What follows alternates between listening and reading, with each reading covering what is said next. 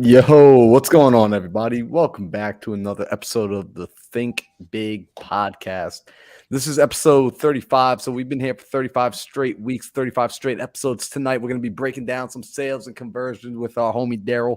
But before we do that, before we jump into the sauce, before we start breaking down how to grow your business, scale your business, get to the highest level of entrepreneurship, we first need to ask you to do something major, which is go ahead and hit that subscribe button. If you're brand new here, go ahead and lock in by clicking that subscribe button, hitting the likes, leaving the comments. I first off want to say shout out to everyone who's been showing up. Last week, we had over 700 people live, which is fire. That has never occurred before in the past. We want to continue that trend. I don't know what happened. I don't know if we accidentally hacked the algorithm, if we hacked the system. Who knows? But we're happy that it's happening. We're happy that y'all are showing up. I'm loving the comments that you guys leave. I'm loving the DMs that you send.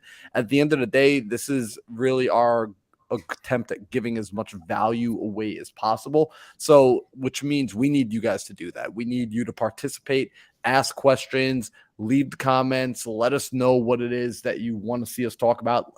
2 weeks ago, people told us that they got hyped off of the episode we were doing talking about dating, which had nothing to do about business. I mean, the amount of responses I got on that topic alone was insane. I was at a meetup 2 weeks ago in Phoenix, and people were just like, yo, you were going off on that. I had like women coming to me and telling me that like I made my son, my 15-year-old son, sit down and watch that episode. So guys, it doesn't even have to be about real estate. The name of the game is we want to provide value. So with that being the case, I got my brothers Sam Singh, Alejandro Alvarez, and Daryl Ellison up on the screen. And tonight's Daryl's night. So before we pass the mic over to Daryl, I just want to say, yo, Alejandro, how you feeling today, bro? Brother, I am feeling really, really, really well. Great to me, in fact. It's always a pleasure to be here with you guys and share our knowledge and wisdom we have acquired throughout our journey of entrepreneurship and share with others that are in need, others that are in doubt, others that just need to hear it, or others who just want to be around that same energy. Because I can assure you this, a few people that's probably watching and all their friends are doing nothing but stuff that are not going to help them improve in life, and they come here with us and hang out with us to be around that energy. So I want to thank everyone for always showing up consistently every episode that we've been on. But other than that, I'm doing great. What about you, Mr. Daryl? How are you? Bro, I'm doing fantastic, bro. I got a lot to talk about today. I'm doing fantastic, man. I had a little vacation week last week. Spent some time at the beach. Got some realignment back on, and I'm excited to be back. Let's go. That's a I'm nice saying, clean cut you got over there, bro. thanks, bro. See the beard coming in. Okay. Feel me? Feel Yeah. me? I Yeah, like it, man. Picasso. Gracias, señor. Yo, so I'm just setting up. I'm over here setting up my Instagram, so y'all feel free to get this show started without me for a second. I'm just letting everybody know if you're watching on the Instagram, guys. I'm just gonna let you know on the Instagram, you do not have the same formatting as if you come to the YouTube channel because I'm streaming it through StreamYard to the Instagram, and the only way to make it look good is to click this. And now on Instagram, you can see me, but then my brothers are hanging out on the side of the screen. We don't want that, so we're bringing it back over here like so. And if you're on Instagram, go ahead and comment the word YouTube. I'll send you the link to your DMs for you to come hang out on the YouTube channel where the real action's happening. There's already 223 people streaming in live right now. I got to figure out what's going on with that because like it just out of nowhere just started blowing up. Either y'all really like us or like somebody like in like the Middle East is like just like show. I think that's what it is. I think we got like this like Middle East like community of people who are just like rocking out to us. Like I'm convinced they're from the Middle East. I don't know why the Middle East, but I just feel like homies out there, my brown brothers are hooking it up and they're tuning in live and they're just like they found out that I was messing with Sam. They're like, yo, Sam Singh and Marlon and yo, come through. So on that note, I'm gonna stop before I get canceled. Passing it over to Harold. Wait, Yo, we didn't. My man Sam haven't spoken yet, man. The man with the angel, what is it? Angel voice. What's going on, guys? There it is. Let's go. My mic is off, so I don't have my regular mic with me, so I'm gonna sound like crap. But to be honest with you guys, I feel like absolute shit today. I've been sick all day today. I've been in tremendous amounts of pain. And here's the thing. Earlier today, I was contemplating, when I was not passed out, every possible reason to send each of these boys a text and come up with a BS reason to not show up today. And then you know what I thought of? I was like, no, you cannot, no matter what, give any damn reason for bailing to Mr. Alvarez. That shit won't fly. He doesn't let you out. He does not let you out. And you know what? It reminded me that one of the weekly series that we have is called What? How to Be Consistent. And then here's the magical thing about how to be consistent. There is no damn magic to it. It is literally just showing up. So to your point, man, I feel like crap. But in the 5 minutes that we've been live, I'm already starting to feel better. And that's because I'm doing the damn thing that I know moves the needle for each and every one of us. And on top of that, I get to hang out with my best friends, and it's a damn good feeling. But I'm excited for Daryl because I've missed Daryl. Daryl's been traveling and living this luxury life. This dude's been, I don't know if you guys saw this. He had this video on this gorgeous sailboat with a white linen t-shirt down to here, flowing in the wind, looking like brown Fabio. Like, I just missed my boy Daryl. It was one button lower. One button. It was a few. It was that but, deep V, I'm excited to learn from Daryl. So, Daryl, what you got today? Daryl rocks out with the deep V. He doesn't just wear like a V, like it's a deep V, yo. Facts. But yo, I know it. You guys asked me what we were going to talk about in the chat, and I didn't respond. But I've got something that I think that we all may be able to. It's been a little heavy on my heart lately. I'm not going to lie. So it's 3 things, right? 1. We kind of spoke about all of them on previous episodes, but like our mentor says, if we haven't told us something 7 times, he hasn't told us once, you know? So there's 3 things that I want to talk about today. Is 1, the mindset that you need to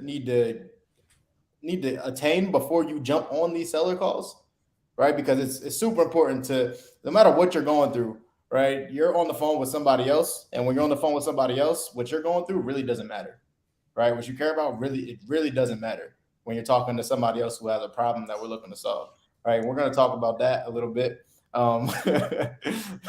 Yeah, I'm sorry. Like, it just reminded me of, you ever watch Power Rangers, like the original one? They have, like the big floating head.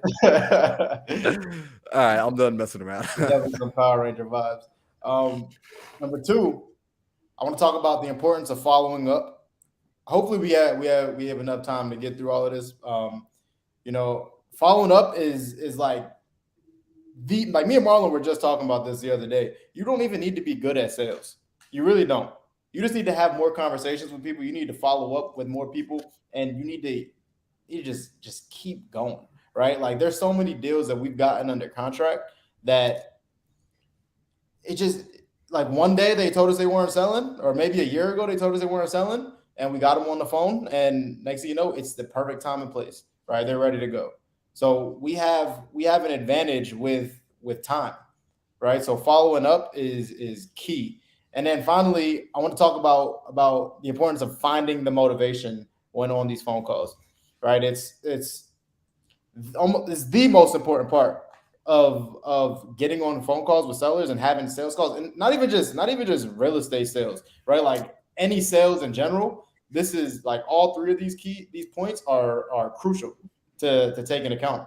And for instance, like motivation, let's talk about real estate, right? Like, I don't know anybody who would sell anything unless there was a problem, right? Like, if you have a house that you're looking to sell, I always think about it this way. Like, if I had a house that I was looking to sell, there has to be a reason why I'm selling it, right? Like, a reason that makes me need to sell this house, you know. And it's important for us to find that motivation, so we can then use it to paint the picture, help the sellers realize, oh shoot, I'm going through some deep shit right now, and have them realize, like, hey, we can actually help you solve this problem, right? So I want to talk about those 3 things. and I know you boys can help with all of those, so feel free to jump in whenever. So I want to talk about first just the mindset, right? Just the other day, like I was going through some shit. Like it was just like everything outside of work was just like punching me in the face, right? And I'm like, dang, let me just jump on some calls and just take my mind off of that, right? And I didn't realize that my energy was translating to the seller's energy, right? Like it was shifting straight to them. So every single call I got on that day, it was just me getting snapped on, people hanging up on me, people being pissed off at me. And I'm like, yo, what? Like, this doesn't happen to me. This is like, I don't remember the last time somebody like got mad at me on the phones and hung up on me. And this particular day, it was happening every single call. And I'm just sitting back, I'm trying to figure out what the heck is going on, right? Like, what's going on? And I realized it's because the energy that I brought into the phone call from the jump. I'm still pissed off from everything else that's happening to me throughout the day, right? So I jump on the calls, and my negative energy is starting to translate, right? So one thing that I do is I imagine, like, when I walk into this office, like as soon as I walk into this office, I check my attitude, right? That's one thing my football coaches used to always say: check your attitude at the door.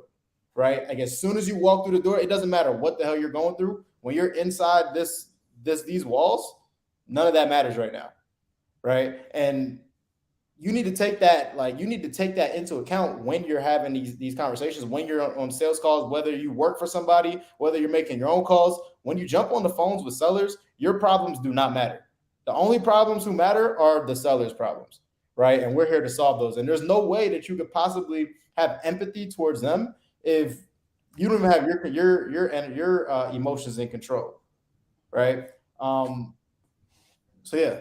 You know what's interesting? When you look at the nature of man, I'm reading through Meditations by Marcus Aurelius, which talks about stoicism.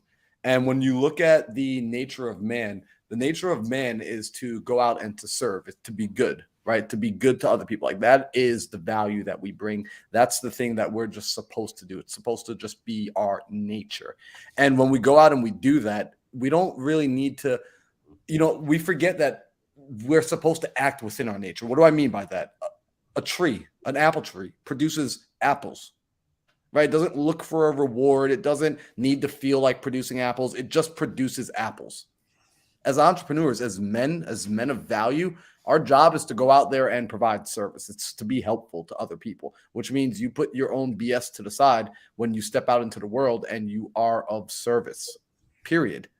That's what you do. That is your nature. And so sometimes like we want to feel like it. And it's like, it's an interesting thing. Like the apple tree doesn't need to feel like producing apples to go out and produce apples. So I want everyone to remember that it's their responsibility. Like it's our responsibility to go out and serve. Like if I go and I talk to my doctor, granted, my doctor might be having the worst day of his life, but at the end of the day, if I sat down and I'm like, hey, Dr. Einstein, my arm's hurting, my chest feels tight. And he's like, well, you know what? My wife left me yesterday. And I'm like, bro, whoa, we're here for me, not for you. Right. That's how the sellers feel on the phone. But some of you forget that. And it's easy to forget that in the beginning. Now, if you're seasoned, if you're a vet, you already know this. You're a killer. You're crushing it. You're out there making 7 figures a month. If you're not doing that, though, and you're still working on getting that first deal, listen to the words that Daryl is saying. As hard as it may be to swallow, as tough as a pill as it may be to swallow, it's going to be the thing that helps you understand when you go into work how to properly frame yourself, because framing is sometimes more important than what actually comes out of your mouth afterwards. If you're in the wrong frame, it doesn't actually matter. And you've got to get good at framing if you're going to be in an acquisitions job. Bro, 100%. 100%. And, a lot of times it happens, I feel like it happens subconsciously too. Like you may not even notice that you're at a low vibration, right? Like you're vibrating on a low level. And I mean, once you become more aware of like your thoughts and what you have going on and everything like that, then yes, you'll be able to notice it quicker. Like when I was on the phones with those people, and I'm like, dang, like I knew exactly what the solution was. I'm like, dang, this just my energy, right? But a lot of people may not know that your energy is negative energy, right? And you may not even realize that. So this is actually a question for Marlon, because he's the mindset coach here. Marlon, if somebody has like somebody just has like negative energy, right? And they don't notice that their energy is negative, and they're pushing that out to other people.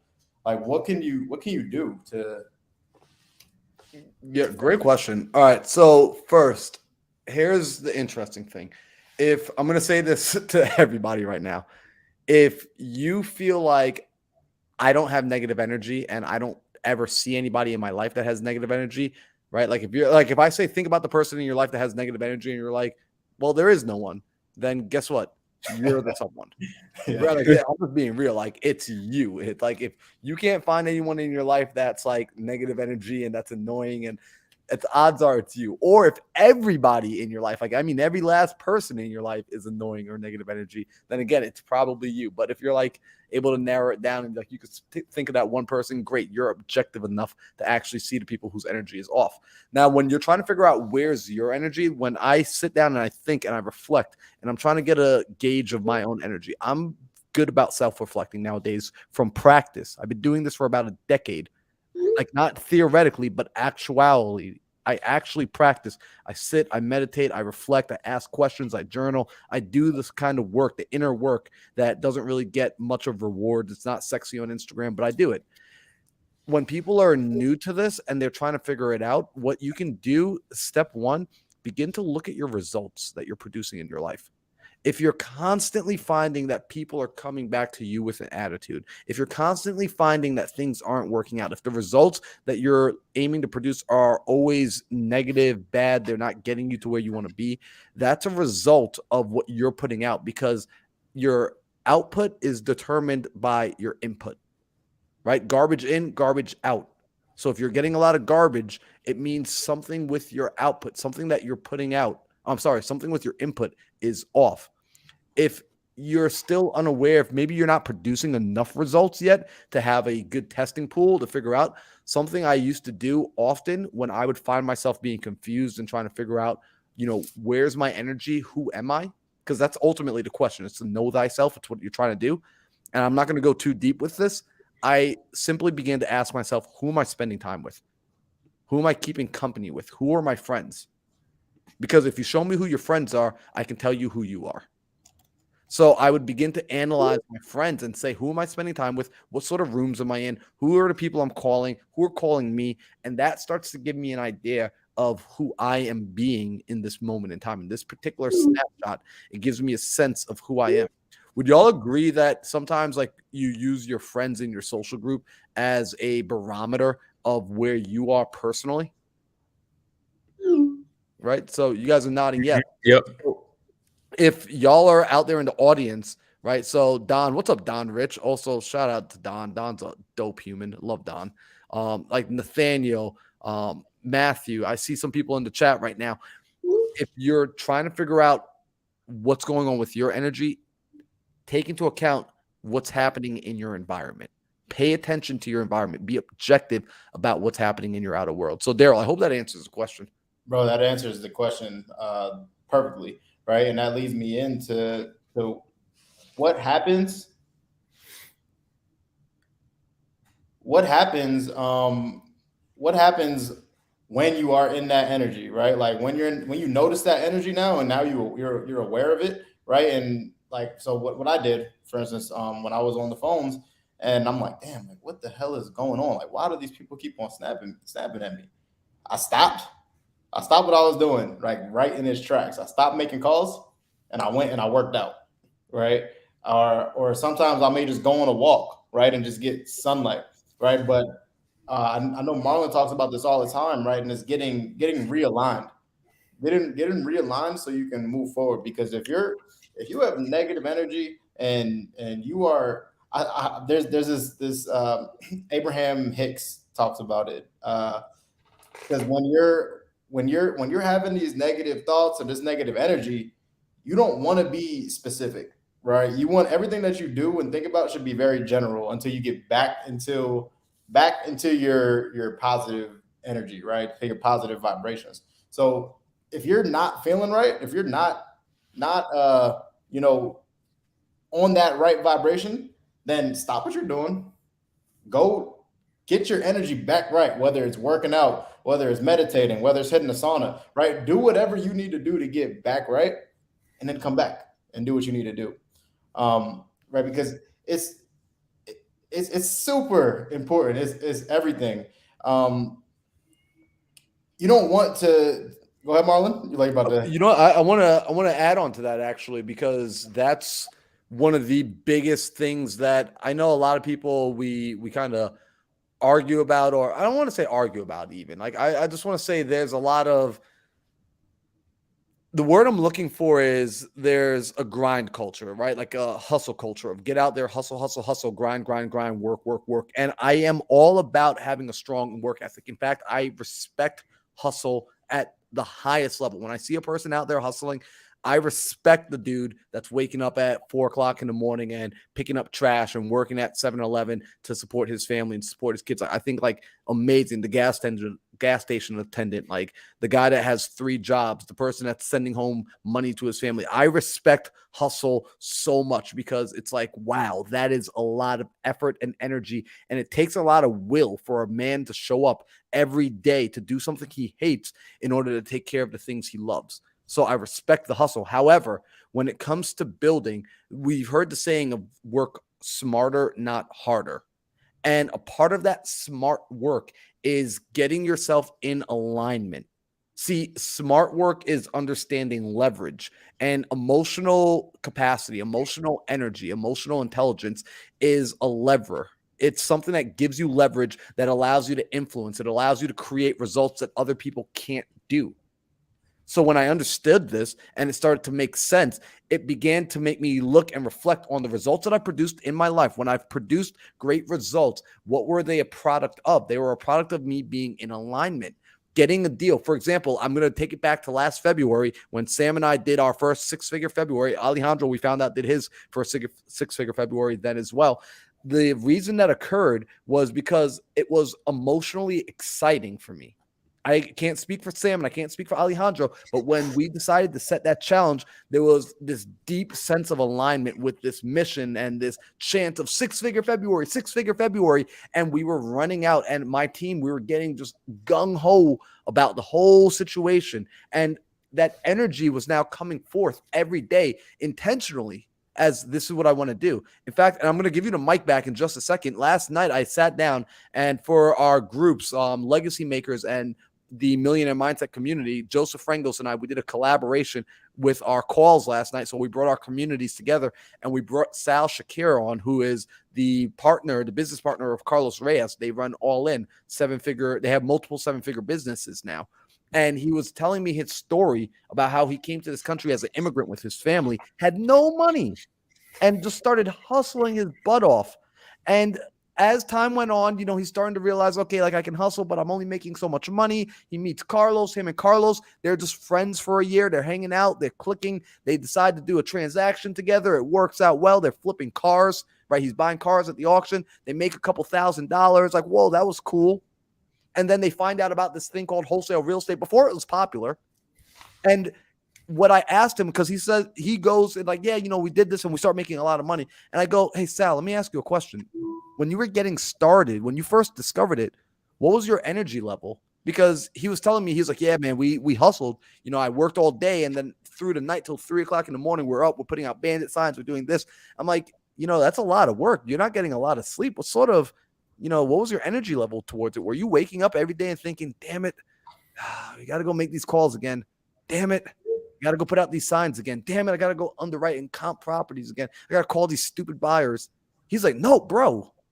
He said, I felt like I discovered a cheat code to a game and no one even knew that cheat codes were available. So now I'm playing the game with cheat codes and people are just playing on regular and they have no clue cheat codes even exist. And that level of enthusiasm was being brought into every day. He was like, bro, it was fun. He was like, yeah, it was a lot of work, but we were having so much freaking fun. And to Daryl's point, when you're working, the mindset that you're in, if you're drudging and like just dragging yourself through the dirt to get the work done, sure, you're going to get my respect for being disciplined enough to sit your ass in a seat. You will get my respect for that.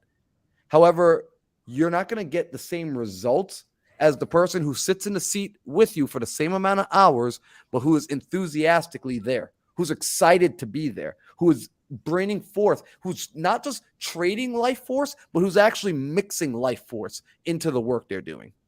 That's a different human being. That's going to produce some different results. And if you're not finding your passion, a part of your responsibility as a grown adult looking to create your own life, to manifest your destiny, is going to be to figure out what your passion is and how to extract your passion and bring it to this world.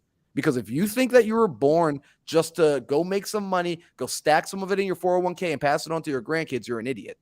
That's not why you came to this planet. Like, you're not here just to stack money, right? Like, you're here to be purposefully here. So I'm going to get off this soapbox, because if you let me keep going, I will not stop, Daryl. I'm putting you back in the big box, bro. Yeah, it's important though, bro, because this all has to do with sales, right? Because if you're not approaching the situation, if you're not showing up every day with the right attitude, with the right energy, you will not be successful, or as successful as you could be. You know, so I think I hit everything I wanted to hit on the mindset. And well, actually, no.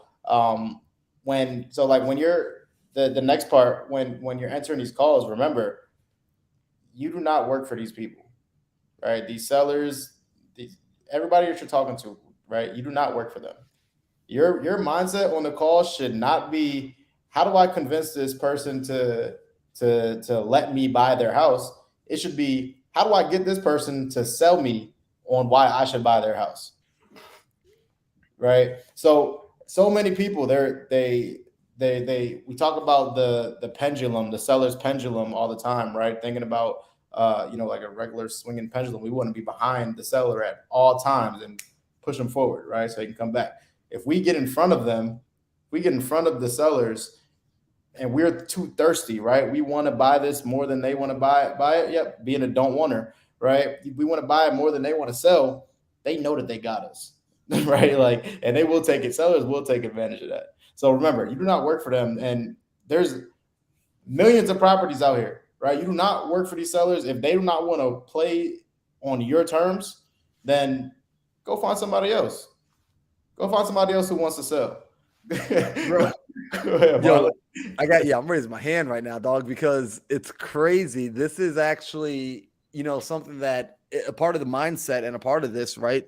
It's when we start getting that commission breath and we start like following up on a lead, like overly, like too heavily, right? And like we're too attached. It means like essentially like a person's a simp, right? Like it's a very beta trait, right? I want people, if you're getting on, if you're going to be in acquisitions, if you're going to be in this business, I want more alpha energy coming from you. Whether you're male, female, whomever, you've got to bring and present alpha energy, which in other words, is just confidence. And where does confidence come? Confidence comes from having options, and having options comes from generating, creating more and more opportunities for yourself. So in this business, if we translate it to real estate, because I think most people watching are real estate investors, wholesalers in particular, it means go get more leads. Yeah. Go generate higher quality leads, more leads, have more people to talk to. Be the pretty girl that has options. Be the pretty girl that knows every dude in school wants to ask you to the prom. That's why she can say no to people so easily. Right? Be the dude that walks around, that's been working out on his body all year long, that's got the six packs, got the big chest, he's got a great job, he's got a car, he's got a house. Be that dude showing up to the beach on Miami on spring break. That dude knows he can get any girl. He doesn't care if one girl says no, because he knows 40 more are lined up right after. Be the pretty girl. Like seriously, it's like be the boss. Right? Be a boss. Be a boss, be a boss, be a boss. I want to remind everybody of that. Get into that mind frame. Like, think like Alejandro Alvarez. Like, when I look at Alejandro, does anyone not see a boss? Like, do you think Alejandro looks in the mirror and he sees a loser? Hell no. Alejandro sees a king. He sees a boss. Like, that is like level 1,000. right? Like, Come on, man. that's Why are you what trying to gotta make me do. blush, bro? Bro, you're like Batman, dog. Like, I see Bruce Wayne when I look at Alejandro. And Bruce Wayne knows that he can go out and do whatever he wants. He's a billionaire playboy. So that energy comes across not just as Batman, but also as the owner of Wayne Enterprises. So bringing it back to people in their business and exactly what Daryl is saying, you know, it seems like I'm making a joke, and I hopefully am making light of this to create a little bit of a paradigm shift, to create a little bit of a pattern disrupt, because we get so caught up on, oh my God, like I don't want to lose these leads. Oh my God, but like yeah, go get more leads. Yeah. Right. Some will, some won't. So move on to the next. But I tell every new hire on my team, one of the first things I tell them is you will not mess these leads up. I promise you will not mess the lead up. Right. There's one thing that we always talk about is you will never say the right thing to the wrong person, and you'll never say the wrong thing to the right person. Right. So if this person is ready to do a deal, they need to do a deal. You'll tell. You'll be able to tell. Right. So yeah, on to the next point. I think we stress the mindset approaching these calls enough. The next I want to talk about just a follow up, right? Like this is one of the most important parts of having conversations. Having sales calls in general, it's going to be rare. I have 4 closers on the screen right now, right? Like really badass closers. Can you guys, how many times have you had a 1-call close? Out of how many conversations you think you've had, how many times have you had 1-call closes? Not very often. For real estate, once. They're rare. They're very rare. The only reason I have as many as I do is because I do marketing methods that are like PPC and inbound. But even then, those are rare. Like 1-call closes are amazing, but to Marlon's point, we'll get 1-call closes in other forms of sales. But convincing someone to sell you their house $150,000 below market value in one phone call where you never met them before, that is a extremely rare prospect. Mm-hmm. Sure. So it's safe to say that majority of your closes, your deals that you close, are going to come from the follow-up. I think the nation average is like 13 conversations to follow up, to get a deal signed, to get a contract signed. So you got to think, how many times do you need to call that person for you to actually have 13 conversations? Because I wish every time I called somebody, a seller, that they just picked up every time I called them, right? Like that's super rare as well. So whether you're going to do it yourself or you have systems built out to where you have people doing this for you, you need to follow up. Like we have our PPC leads that come in, just all of our leads in general, right? Even when a cold caller sends a lead in, whether PPC cold call, if they don't answer that initial call from our acquisitions team, they get blown up. Like we have three lead managers that are all calling these people throughout the day, multiple times a day.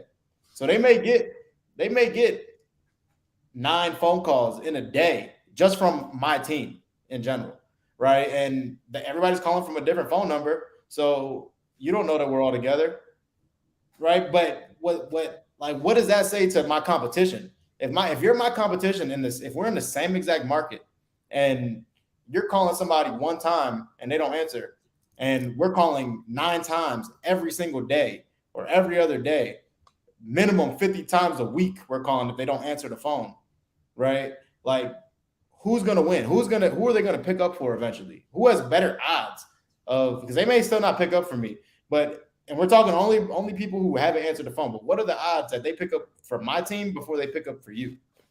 You know, so if you're not going to follow up yourself, you have to know yourself, right? Like I know myself. I know that following up is not my strong suit. I got 1,000 different things going on every single day. If I need to follow up with every single lead, it may be a problem, right? So I put systems in place, people in place to follow up on these leads for me. And when something isn't motivated today, and they may be motivated in a year, right? It's not me that has to worry about following up on the call. It's somebody else that I put in place, and the system allows that lead to continue to get followed up on, right? So following up is crucial. We have like 3 of the deals we have under contract right now have been in their system for over a year. Literally over a year. Over 30 conversations, over hundreds of phone calls that we've taken, that we've made to them, right? So like, if you don't have that type of dedication or discipline to make the calls, you will lose out to your competition. The people who are doing big money in this business are following up with their leads, and these are all the same. Like I was joking with Marlon. I talked about this the one day in here where me and Marlon had the same lead. I had locked up a contract and I was telling him about it. And Marlon's like, yo, that lead looks familiar. I talked to this dude last year.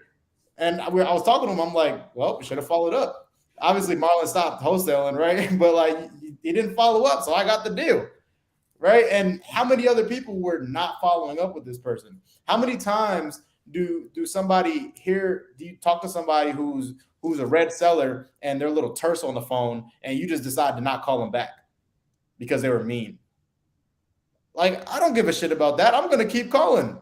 We're going to keep talking to them. And eventually that wall is going to break down because I called them. We had so many different conversations and eventually their wall breaks down, right? So if you're not following up with your sellers, if you have leads that are just sitting in your system and you're not following up with people, 1, you're tripping. 2, if you don't have time to call those leads, hit me up. I can see how we can help you. I know, Alejandro, you do very similar things as well. So hit somebody up and work with somebody who will follow up for you if you're not going to follow up on your leads. But regardless, you're spending hard-earned marketing dollars, right? And you're just pissing it down your leg if you're not following up with your sellers.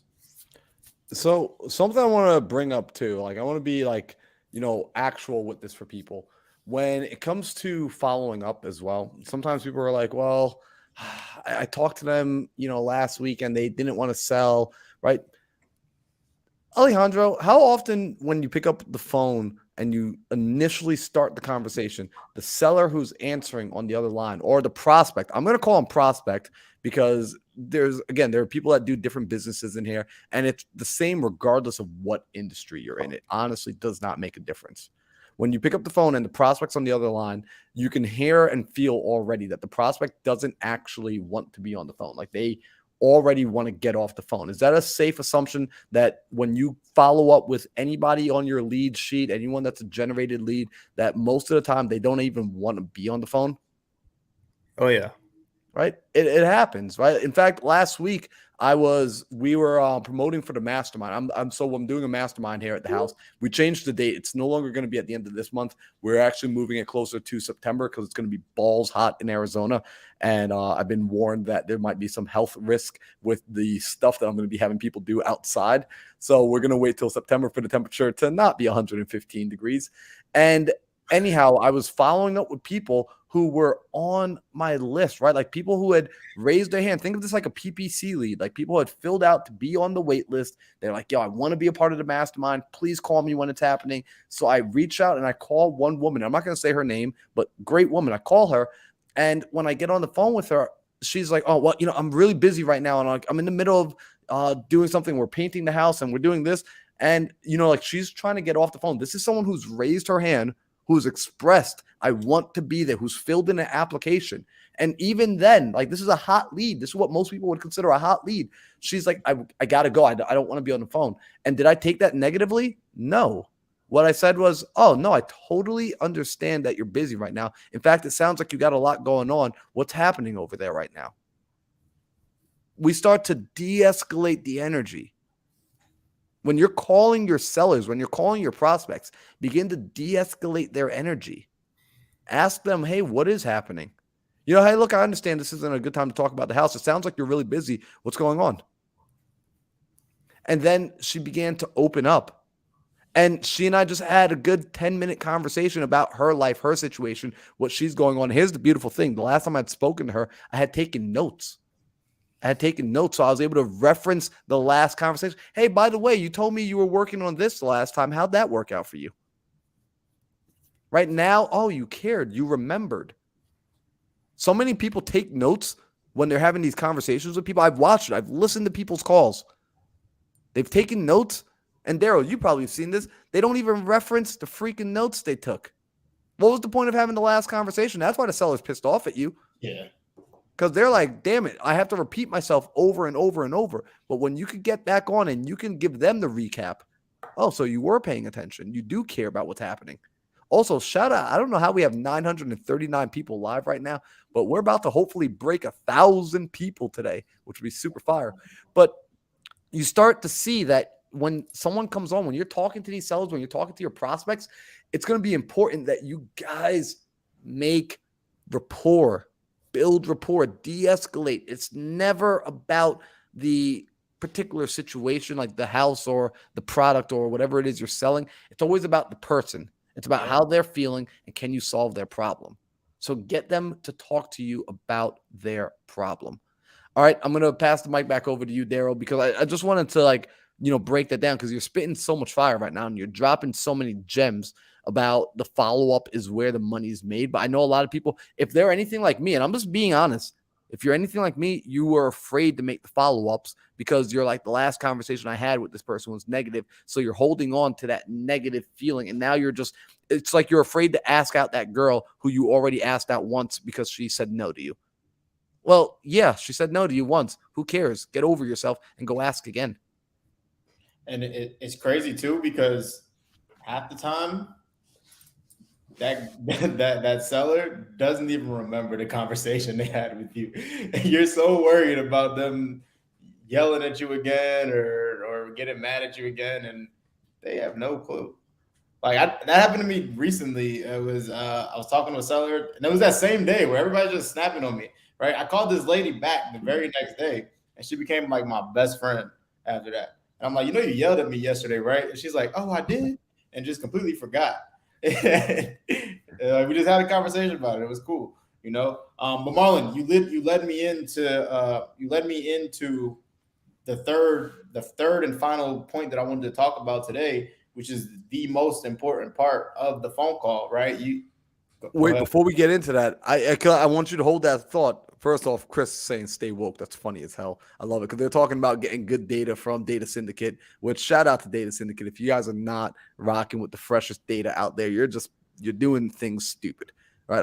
I'll be the one that tells you. Like, other people are going to be too nice to call you stupid. I'll call you stupid if you're not using fresh data, because I did stupid stuff like use old data, and you'll get there, but why do you want to take the long route when it comes to business? Now, before I let Daryl drop some final gems, I got to ask everyone to pay their dues right now. Be sure that if you're on this YouTube channel, you hit subscribe. If you're on Daryl's channel, hit subscribe. There's a lot of people, you guys come, you soak up this energy, and you're not hitting that subscribe button. Come on, hit that subscribe button right now. Also hit that like button. Leave a thumbs up. It helps with the algorithm. This helps us grow the channel. This is how we've gotten to having a couple hundred people on here. So we've got a couple hundred viewers right now. Be sure to hit the likes. I want to see, like last video, we had like over 170 likes on it, which was dope. But we want to get that up to at least 500 likes in total. So guys, go ahead and smash that like button. You're raising the algorithm. You're pushing this out to other people who would also find this content valuable. Now, without further ado, I'm going to let Daryl take it. I love it, bro. You had brought up a valuable point. It's never about the house. It's never about it's never about the house, right? First of all, it's always why. Why is this person looking to sell this property? Like, I get so many times I'll ask one of my team members or somebody in the dog pound, like while we're doing role plays, I'll ask them, hey, what was that person's motivation? And they tell me, oh, because they wanted to move. Or, oh, because it's a probate, or it was inherited, right? And I'm like, that's not a reason to sell. It's the name of a list, right? Why does this person actually want to sell? Like, even if they want to move, right? I get it. I know you want to move, but what has you looking to move? And I found so many people, they get caught up on that, right? They get caught up on how do I find this motivation, right? Or they just skip through it and they only get the surface level motivation and they're afraid to dig deeper. So what I did was I put together actually five parts of our motivation for like almost like a checklist, right? So like a checklist for motivation, and once you get all parts of the motivation, you're able to move on to the next step, right? But it's like no people make decisions emotionally, right? And they try to justify them with logic. So if we know that people make decisions emotionally, we need to understand where are their emotions when they first decided that they want to sell this property, right? Like, so like, what are they feeling? What are they going through? What made them realize like, hey, this is a property that I need to sell? Especially when you know in the back of your head that most people only buy or sell 1 to 2 houses in their lifetime, unless they're an investor and they do this full time, right? Most normal people only buy or sell 1 to 2 houses in their lifetime. And then when you go a step deeper, most of those people who buy or sell houses go through traditional real estate agents. So we have somebody who wants to sell their house and they don't want to sell it with a real estate agent. They want to sell it off market fast and they're willing to take a discount. That sounds like somebody who has a problem, right? So we need to figure out what that problem is. We need to identify what the problem is so we can help them solve that problem. I tell people all the time, your offer should never just be a number. Your offer should always be a solution to somebody's problem. Mm-hmm. It should never just be a number, right? And the reason why we're getting the motivation is so we can say, let's say, somebody's going through pre-foreclosure. They're about to lose their house, right? They lost their job, now they're about to lose their house.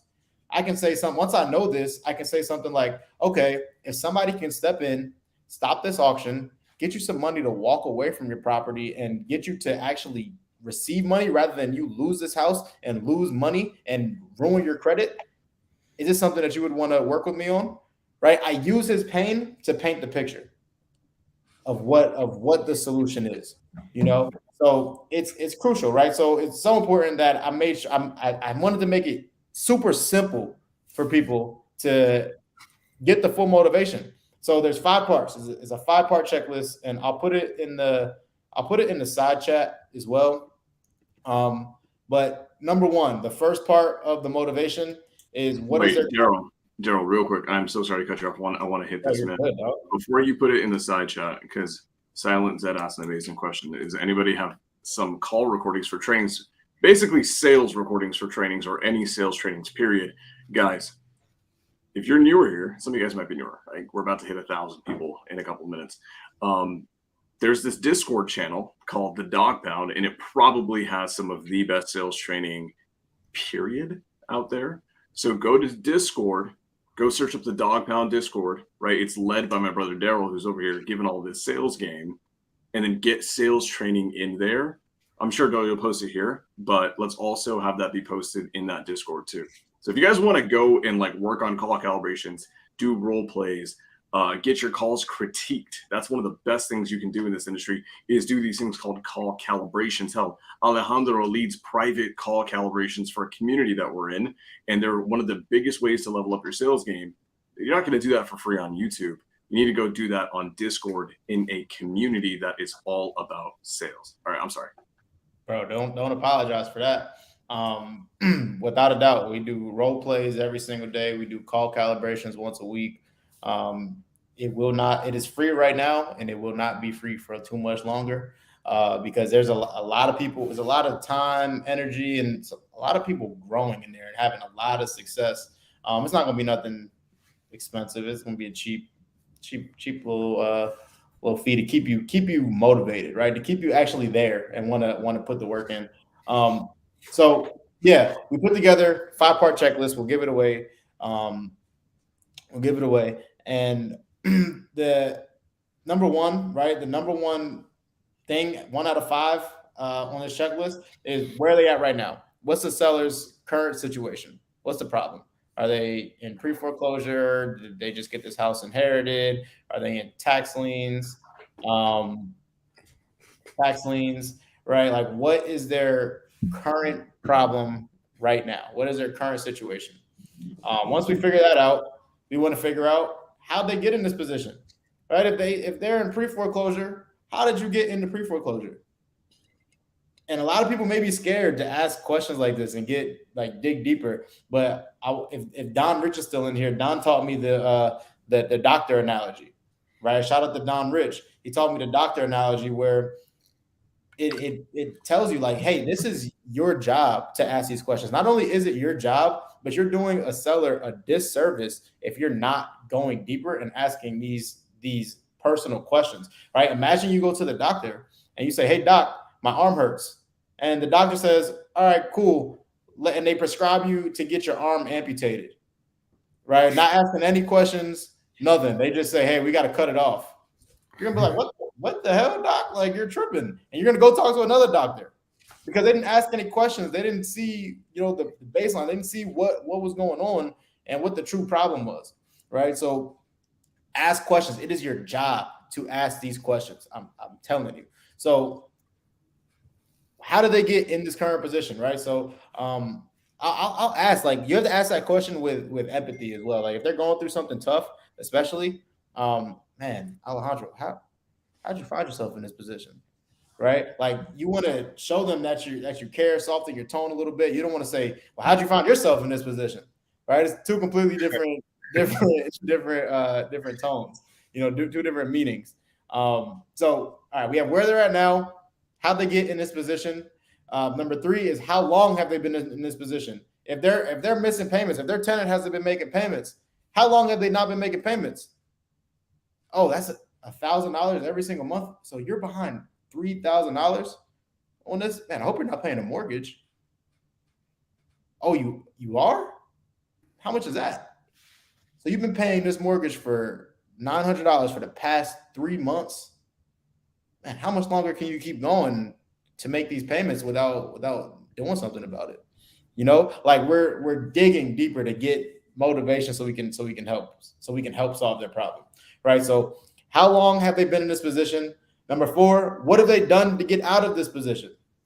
Have they spoken to a real estate agent? Have they taken any offers from wholesalers? Have they tried to list it themselves? What have they done to get out of this position that they're currently in? And number 5, the last question that you want to ask before you move on to the next step is, what happens if they don't sell their property? This is usually the question that I ask that determines if this person is actually motivated or not, or what their timeline is, right? So, like, if you don't sell this property, what's the plan? They may say, oh no, it's gonna sell. No, I mean I get it, but I'll just say, like, in worst case scenario, if this property doesn't sell, what's the plan? Right? And if they don't have a plan, if they're like, man, this property needs to get sold, then chances are they're pretty motivated. But if they're like, I'll just hold on to it and I'll just keep it, probably not that motivated, right? Probably somebody we should revisit and have another conversation with.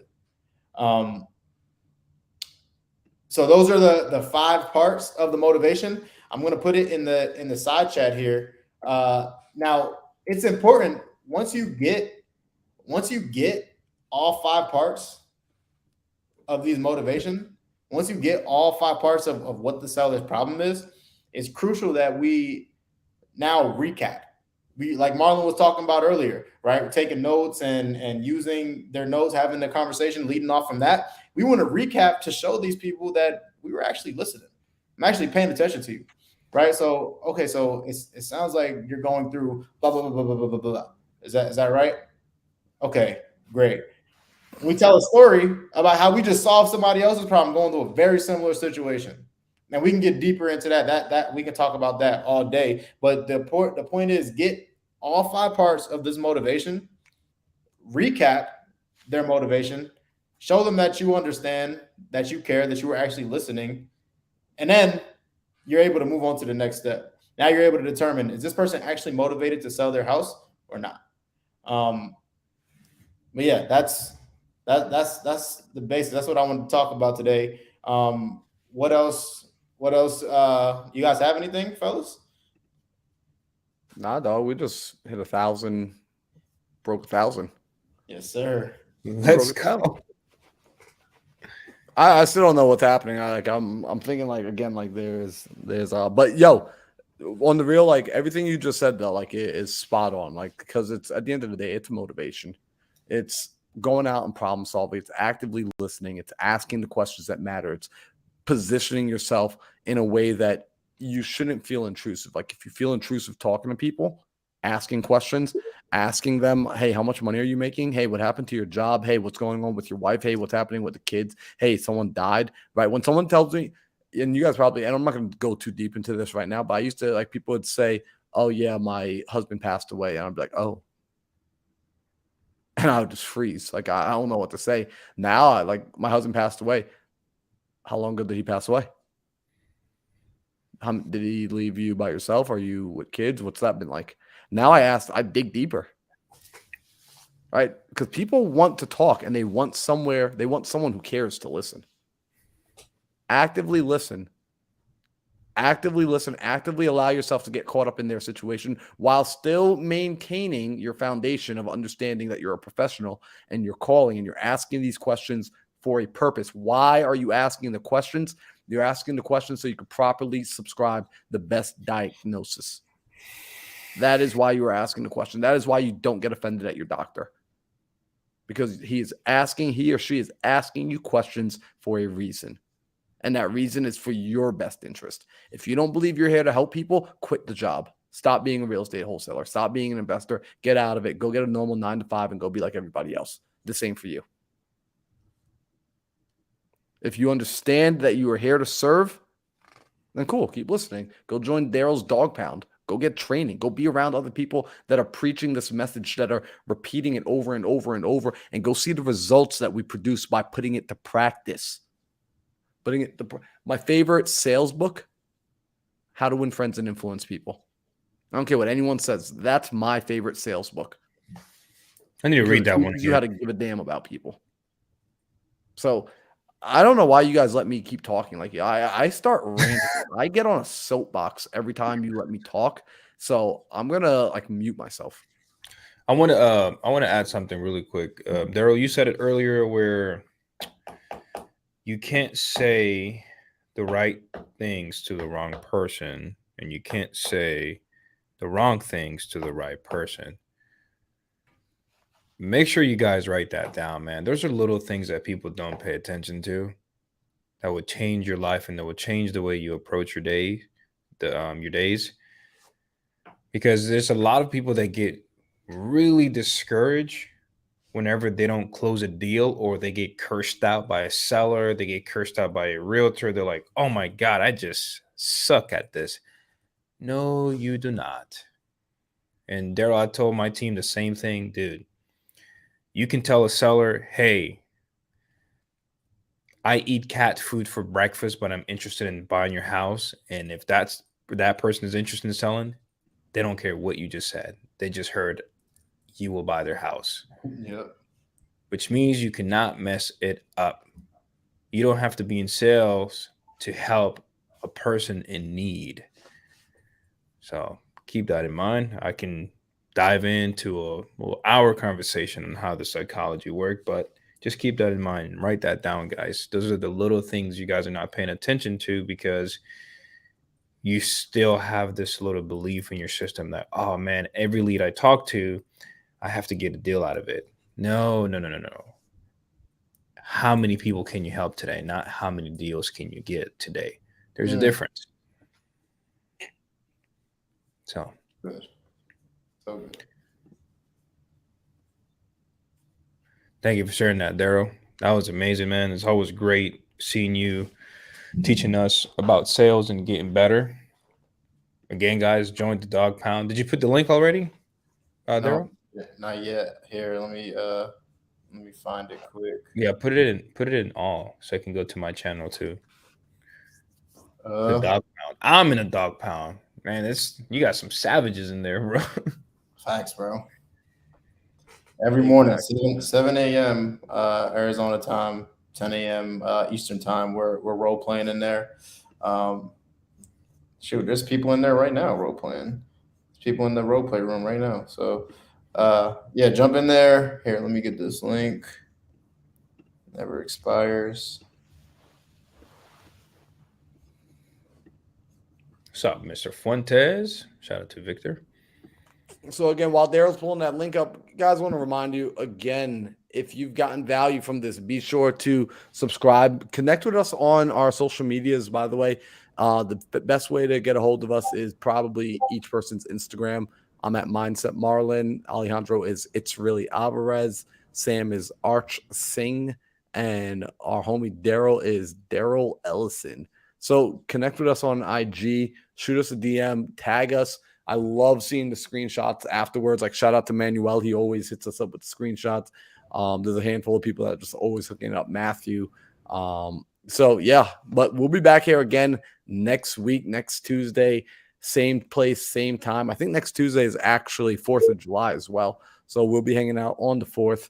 We'll, stop our shenanigans to come hang out. So hopefully you stop your shenanigans to come hang out, get some value, and we will see you guys back here next week. Guys, anything you want to say before I end this broadcast? Peace.